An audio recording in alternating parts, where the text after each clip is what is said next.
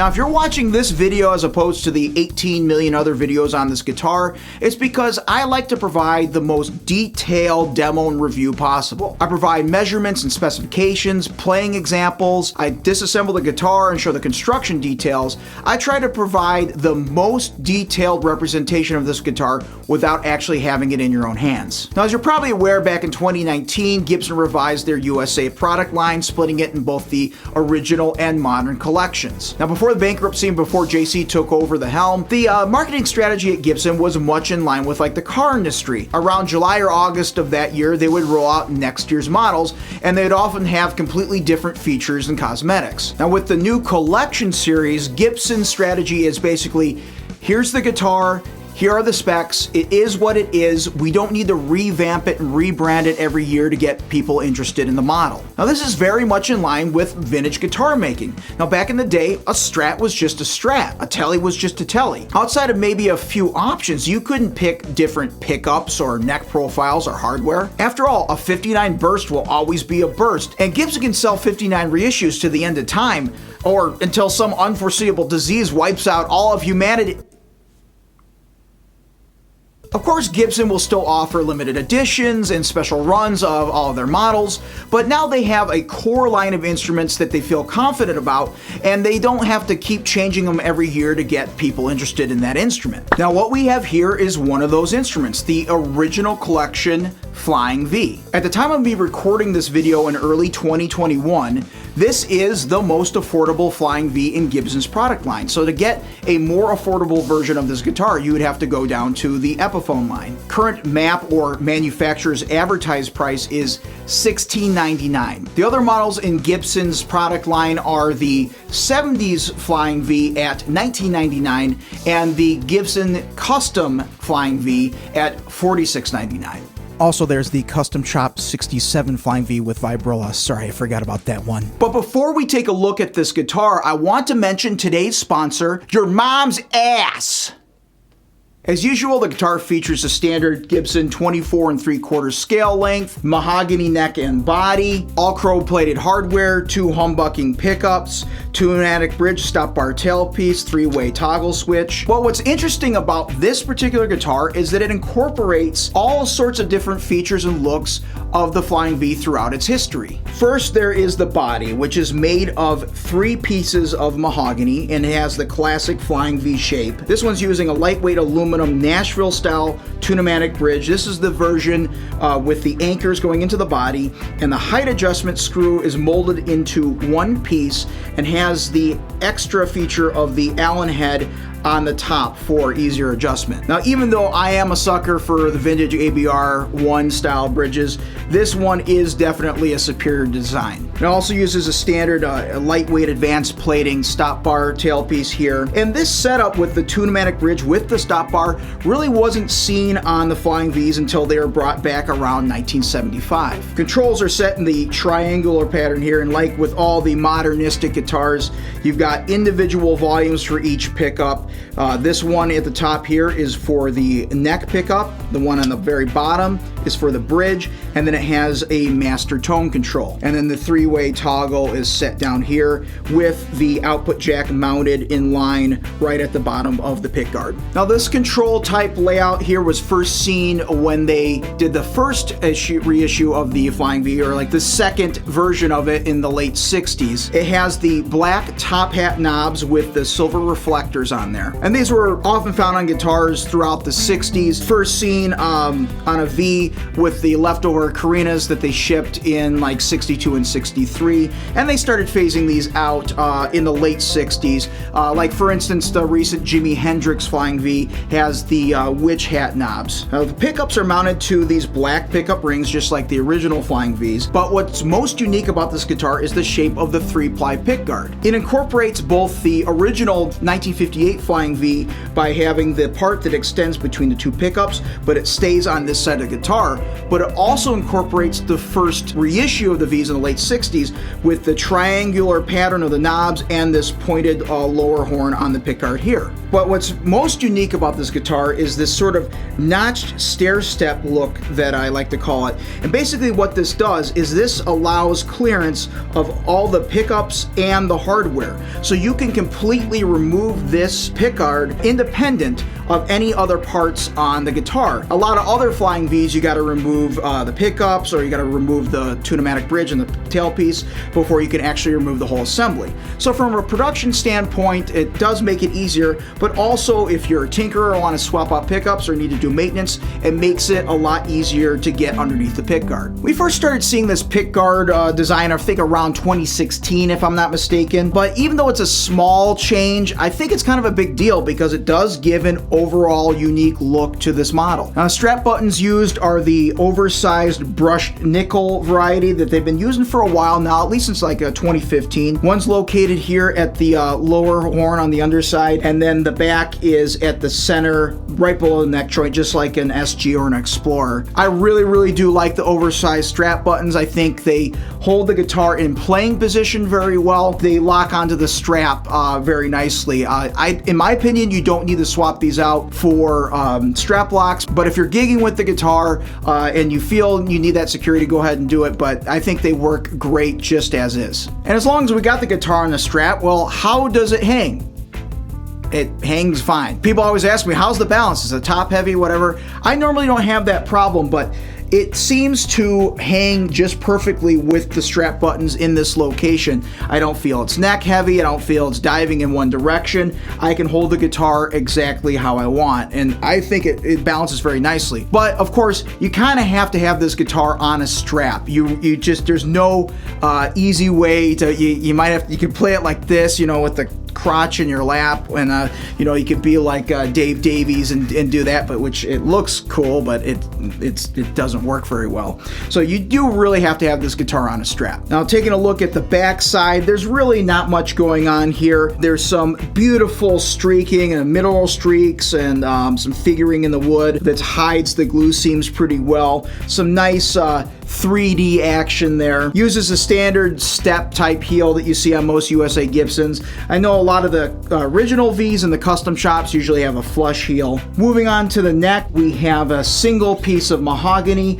with a slab Indian rosewood fretboard. The fretboard's unbound with acrylic dot inlays, which is pretty standard even going back to the original Flying V's. Fretboard radius is 12 inches with 22 medium jumbo frets. A 1.69-inch wide Graph-Tech nut, so they're no longer using that Tectoid material. Now the neck profile, well, it is, well, let me see if you can guess the neck profile. Okay, I'll give you some choices. Is it A, slim taper, B, slim taper, C, slim taper, D, slim taper, or E, all of the above?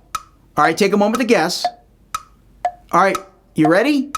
The correct answer is B, slim taper profile. Yeah, I get it. I'm sure a lot of folks prefer the slim taper profile and it's easier from a production standpoint, but this is one of my sticking points with Gibson. I really wish that they would offer standard models with fatter neck profiles. I will go over the neck profile and the specs in greater detail coming up later here in the video, so please stay tuned for that. I know you will. The neck to body joint is at the 17th fret, and that's another great feature of this model, is you have clear access to all 22 frets of the guitar, which is great because 99.9% of the time, I play a blues in E, and I love to end my solo by going up to the top 22nd fret and bending up to that high E. And I can do that very easily on the Flying V. And believe me, every single time I do that move at the bar and grill, all the middle-aged moms get the hots for me. Now moving on to the headstock, the overall shape is more reminiscent of the earlier original Flying V's, where it flares out to a point at the end, the bottom here, and then extends out way past the tuners to a narrow rounded point at the top. V's from the 70s and the 80s tend to have a more rounded, shorter, stubbier look to them. It also has the vintage bell truss rod cover like the originals did, but what's very unique is it uses the Gibson mother of pearl logo like it would on a standard open book style headstock. Now for the past 50 years or so, most of the time on Gibson Flying V's, they had the logo embossed in silver on the rounded off enlarged truss rod cover. It's very rare that you get to see anything inlaid on a Flying V. Now going back again to the recent Jimi Hendrix Flying V, they actually do have a full Gibson logo inlaid in the headstock, and that's in line parallel to the fretboard, but that is still very unusual. So very, very unique to see that design and that feature and that placement on this model. And it is made of actual pearl. So moving on to the back of the headstock, we have the Grover Rotomatic tuners with the kidney bean buttons. Serial number is your traditional designation stamp with the 1 and the 5th digit representing the year. And then there's an additional Made in USA stamp lower on the headstock. Flying V's tend to be pretty light. This particular example weighs in at 6 pounds 10 ounces, so about 6.6 pounds. Now, just like the original collection Explorer, the pickups used in here are burst buckers, a burst bucker 2 in the neck and a burst bucker 3 in the bridge. Now, these are both basically the same pickup. They both use Alnico 2 magnets, but the burst bucker 3 is wound a bit hotter for the bridge position. Taking a reading with my digital multimeter, bridge position reads about 8.31 kiloohms and the neck 7.89. Now, who wants to hear this Flying V played clean? Too bad. I'm gonna do it anyways. So here I am plugged straight into the custom channel of my Fender 68 Custom Deluxe Reverb.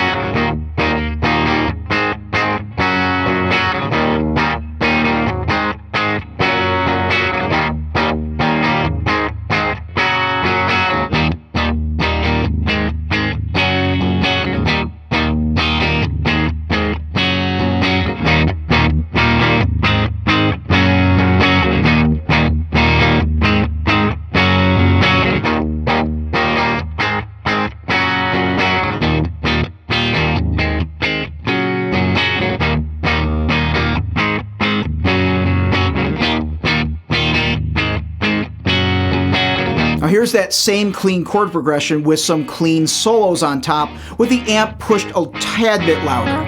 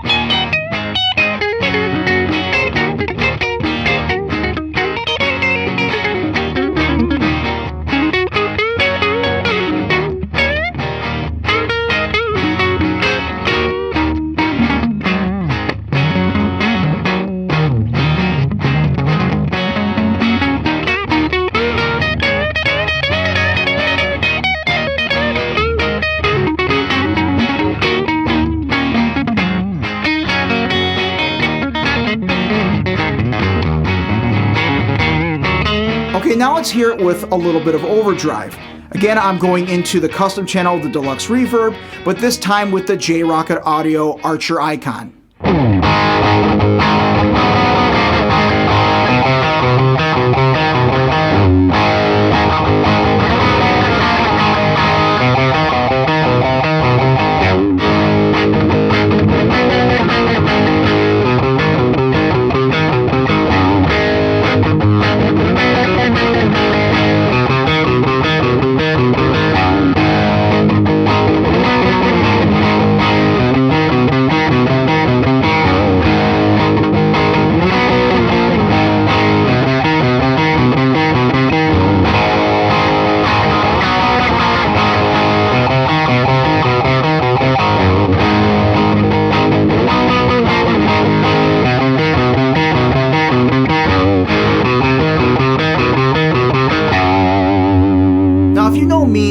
Mr. Vintage. I prefer vintage style hardware and electronics over the modern stuff. However, if you watch my Explorer review, I felt that the burst buckers were a bit lacking for that guitar. I felt that the mass of that body really needed a higher output pickup to suit that guitar. It's not the case with the Flying V. The V is a much smaller guitar, and I think the burst buckers are a match made in heaven. I feel they give me enough output but retain the vintage tone that's suitable for this model. Now, I try my best to stay away from the opinionated crap when it comes to tone. However, I have come to the conclusion that the Flying V does really have its own unique voice. Most of the time, I wouldn't be able to pick out a guitar in a blindfold test, but I think that I would be able to pick out a Flying V. The burst buckers provide a smooth, woody type tone. Now, if you're into classic rock, if you're into blues, if you like vintage tone, these pickups are for you. Now, you definitely can play higher gain on the burst buckers, but if that's more your thing, I would suggest swapping this out with some other pickups, maybe even actives. Now, there have been many players associated with the Flying V over the years, but the undisputed king of the V in my eyes is Albert King. Now, along with Lonnie Mack, Albert King was one of the very first people to really take up the Flying V. Now, if you'll indulge me for a moment, I'm going to tune down the C sharp just like Albert King did, and I'm going to do something that's never been done before on the internet. An overweight, middle-aged, bearded guy in a black t-shirt playing the blues on electric guitar. An internet first.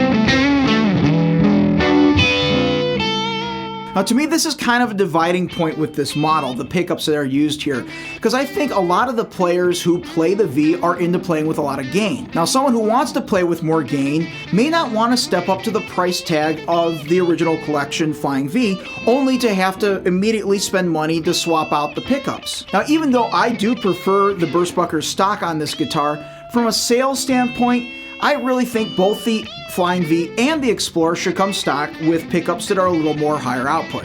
Just my 2 cents.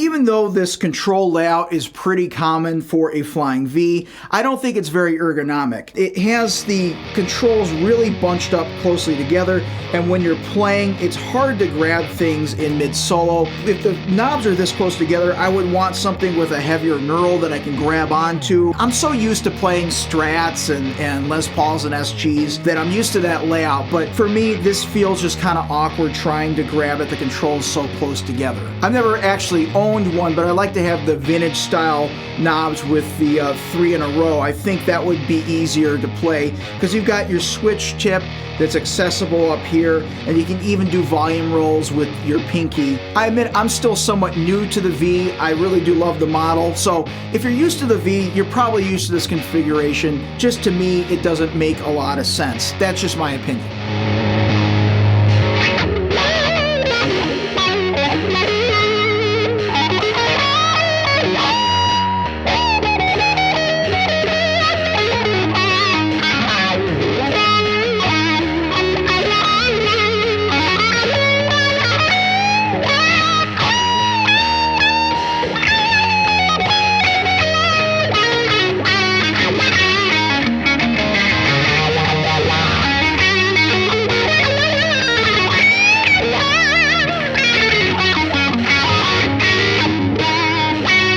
Again, it's nice that they do have the individual volumes so you can blend the tones here. And the master tone control just uses a stock like ceramic disc type.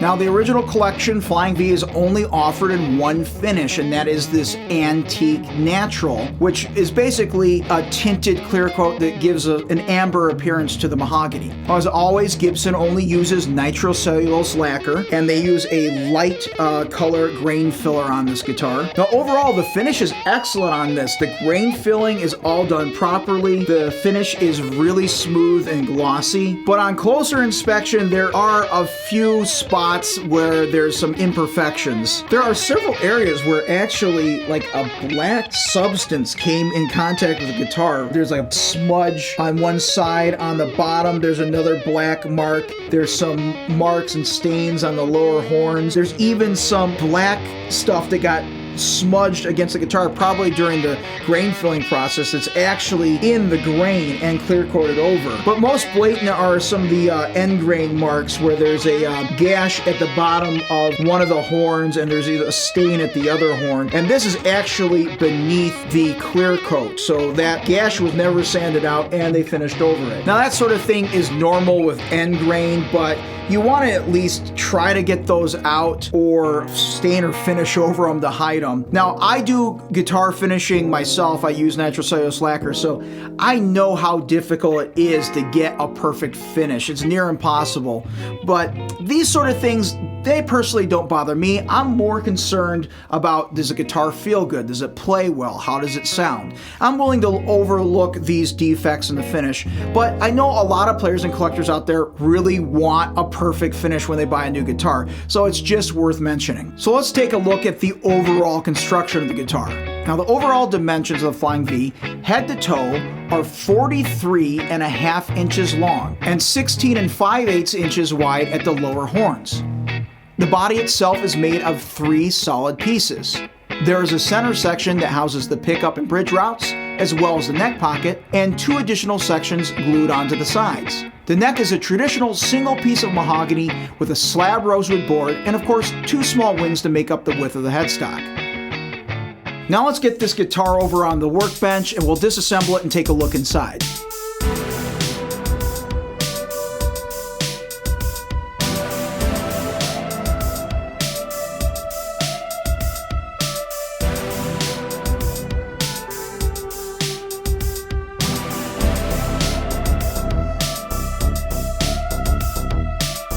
Now, as you can see, there's not much going on once we open up the original collection Flying V. Pretty standard parts for any Gibson. Actually, there's China stamped on that output jack, so they're using import parts, oh my god!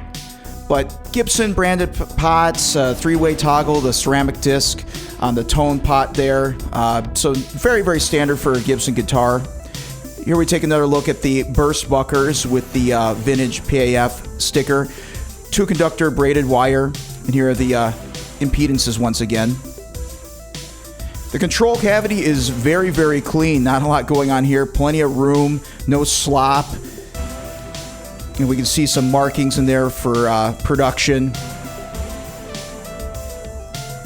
And looking at the pickup cavities. We have the model number, the DSVOC in the bridge. And then as always, they usually mark the finish in the neck for AN for Antique Natural. And then there's an X that's almost always in that neck pickup route. I'm not sure what that's for. I'd like to find out. Here we get a look at the worm channel route, and this is a big, long 3/4 inch drill bit that's drilled diagonally from the neck pocket through both of the humbucker pickup routes down to the control cavity. Plenty of room to take pickups in and out if you want to do swaps. Here we see the ground wire and the cables from the pickups. And the ground wires will go to the anchors of the bridge posts there. And we're going to take a closer look at the Tune-O-Matic bridge, and this is both these pieces are made by Advanced Plating Incorporated. We see a large, wider spaced Nashville style with the pre-notch saddles, which they're all facing the same way. That's good. And a look at the stop bar tailpiece. And these are made of lightweight aluminum. So the Nashville Tune-O-Matic by itself weighs just 1 ounce, and the stop bar 1.2 ounces. And here we can see a little bit of haloing.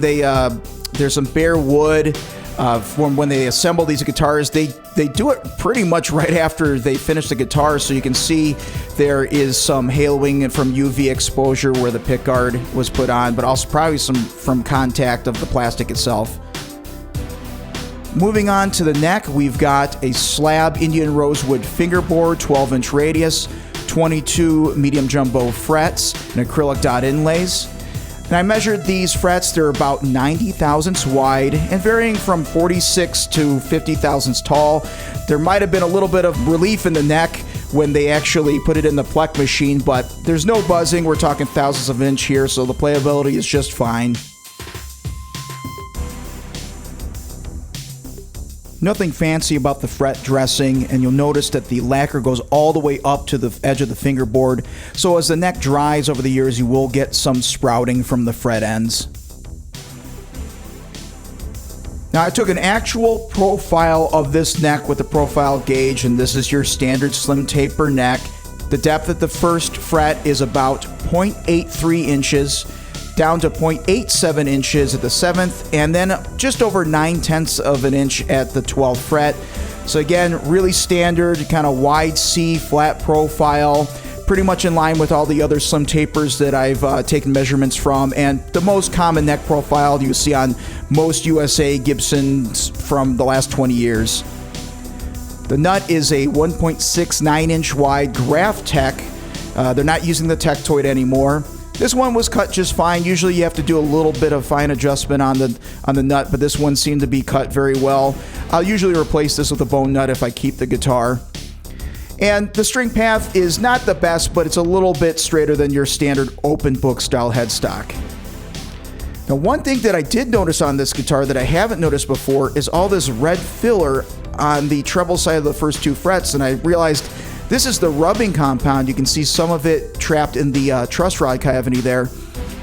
It doesn't really affect anything. It was just kind of a cosmetic issue that was bothering me. So I actually took a dental pick that I had sharpened to a fine point for a previous job.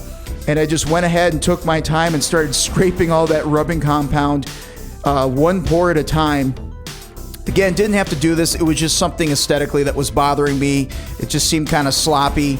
So I went ahead and took the pick and then the nylon brush and got it all out of the first 2 frets there. Looking at the truss rod cavity, this is pretty clean. Sometimes they're pretty gunked up. There's a little bit of lacquer. You always want to remove that, get that free there. And then I tested just to make sure that the truss rod was working, and it was working just fine. And those frets themselves were pretty tarnished, so I decided to give it the deluxe treatment. I taped off the fretboard and got my buffing wheel with my Dremel tool and took some semi-chrome polish and got them to a nice shine. Also, that fretboard was very, very dry. It was really, really pukey and light looking before. So I took 2 coats, light coats of lemon oil, let it penetrate for about 2 or 3 minutes, then wipe it off. And now I'm really liking how it looks. Some nice caramel and chocolate streaks in the fretboard. It's a real nice looking guitar. And it even got all that rubbing compound off of the first 2 frets. We're stringing it up here with a set of DR tight fit 10 through 46. The case that shipped with this particular guitar was made in Canada by TKL. Now, I know Gibson has been using several case manufacturers, so it's kind of a crapshoot of which one you'll get. But this one is very nicely built. It has a flat top, traditional shape with the regular brown Tolex covering and the Gibson stencil logo. It has a very nice, comfortable, beefy handle for carrying. Now, this is a very, very long case. It's actually about 50 inches long by 19 inches wide. If you're OCD about your cases and organizing your guitars like I am, if you try to put this V case next to your regular Les Paul, SG, Strat, and Tele cases, it'll drive you mad because it just never fits in right. Now the bottom is rounded off so you can lean the case or stand it up straight on the 4 lower buttons. The case has 5 latches total, 4 on the front side and 1 on the back. One of them has a loop to apply your own lock. So there are no locks included on this case. No key or combo locks are built into the case. Taking a look inside, there is a red plush interior. The guitar fits snugly. I have no concerns about it moving around, although there is a 2-inch clearance between the top of the headstock and the top of the case. So they really could have made this case a lot shorter. Inside the pocket, there is the Gibson leather strap, which I don't think anyone will ever use. The black pouch, which contains the warranty card, owner's manual, polishing cloth, and the fabulous multi-tool, which has you covered for every screw on the guitar and then some. Also included is the baby photo before being packed up, and if we notice closely, this particular Gibson employee has bad breath. Or perhaps they're trying to impress a coworker. Maybe there's a love interest going on there. Or maybe it's full of weed. I don't know. I'm probably looking too far into this. And we see on this checklist that the guitar was signed out on June 25th, 2019. So even though this isn't a slightly older model, this is still the original collection Flying V that they're making today in 2021. Now for my final thoughts on the Gibson Original Collection Flying V, if you want a V that has modern features but plays homage to the classic designs, I think you'll like it. I think the overall design and features will appeal to a wide variety of players with room to make it your own. God, that's really good copy. Did I write that? That's like I went to school for marketing. The hardware is very high quality, the burst buckers sound fantastic in this model, and as always with a V, you get access to all the frets. The overall look, fit, and finish of the guitar is fantastic. Now my complaints from a player standpoint is I don't like the knob configuration. I think it's hard to do switching while you're playing. Also, I'm not a huge fan of the slim taper profile. Now most of the Gibsons I've owned have had this neck profile, and it's fine, but I really wish that Gibson would offer their flagship or standard models in both a slim taper and a larger neck profile. I know we're probably stuck with the slim taper profile in the USA line, but it's something that I would like to see in the future from Gibson. And a slight con for some people, you can't play with the V on your lap sitting down. You have to have it on a strap at all times to play it. And also, I don't know how I feel about the shape of this pick guard. Maybe it's just because it's a new kind of design and I'm not used to seeing it on this model, but I'm not sure how I like the look of it. But it does make it very easy to take apart. So I've got a question for you. I'm curious to know what Flying V models most Flying V players like. Let's say all of these models cost the same, so money is no object, and none of these are like limited edition, so let's take the collectability factor out of here. Which one of these models as a player would you want to own the most? 1, an original vintage style 58 Flying V. 2, a 67 reissue V with the Vibrola. 3, the 70s Flying V. 4, this guitar, the original collection Flying V. Or 5, the Flying V Custom. I know for me personally, it would be the 58 vintage style V by a long shot. I'm just curious to see which Flying V model the players like the most and see if I'm totally out of touch with the hip kids of today. Leave those comments below. Let me know which style you prefer. Please consider subscribing, checking out my Patreon. I'm finally on Instagram. I'm always selling stuff on REVERB, so please check those links out below. But I wanted to give some very, very special thanks to some good friends of mine. First to my buddy Joe, who helped out a ton on a couple days of shooting. Took a lot of pressure off of me, making sure that I was in frame, focus, well lit, and the computer was recording. And he also helped with that opening sequence. He actually stood on a ladder and threw the flying V at my head like 20 times before he finally got a good shot where it hit me right on the noggin. So thank you so much, Joe, for your help there. Big thanks to my old friend Kirk, who goes by the name Neuro No Neuro, who's signed to the Audio Bulb label. He actually was a graphic designer in a former life, and so he helps trace out the neck profiles in all my videos. He's also helped out with some background music. He just released an album here in March 2021 called Object Models, again on the Audio Bulb label. Very forward-thinking, very minimalistic, experimental. Definitely not guitar music, but I think it's his best album and best release to date. He's also a fantastic drummer, fantastic composer, and he does commercial music, and he's available for video game and film scoring. So please check out his links below. He goes by Neuro No Neuro. Thank you so much, Kirk, for all your help. And also, as always, thanks to Zach Kloska and everyone over at Sam Ash Music in Lombard, Illinois. I'm not sponsored by them or anything. It's just Zach's always been able to hook me up with some cool gear, including the Flying V that was used in this video and some other guitars that you'll see in future videos. Always good to be able to go into a store and get your hands on something, especially in these times, before you buy it. And they always has cool gear walking in the door, so please check them out. So thank you to Sam Ash. So please check out my links below. Check out my Reverb store. Buy my I need the money. I'm going to be selling this guitar and a whole bunch of other stuff. Like me, subscribe me, accept me. Thank you for watching. This is Nick Belezzo, hopeless guitar enthusiast, signing off. I love you.